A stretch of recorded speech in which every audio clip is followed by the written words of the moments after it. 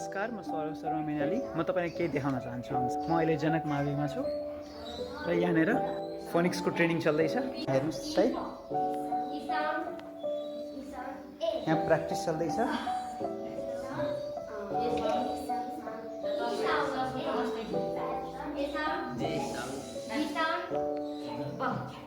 तपाईँले यहाँ देख्नुभयो हाम्रो नानी बाबुहरूले बेसिक जुन इङ्ग्लिसको म्याथमेटिक्स भन्छन् त्यसको प्र्याक्टिस गर्दैछन्। इङ्ग्लिसको म्याथमेटिक्स के हो त?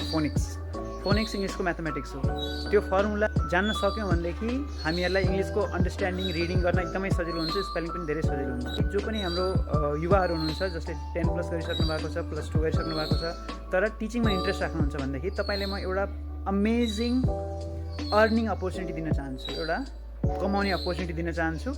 यसको बारेमा अझै जान्न चाहनुहुन्छ भनेदेखि मेरो यो भिडियोमा कमेन्ट गर्न सक्नुहुन्छ र डाइरेक्ट मेसेज गर्न सक्नुहुन्छ। धन्यवाद।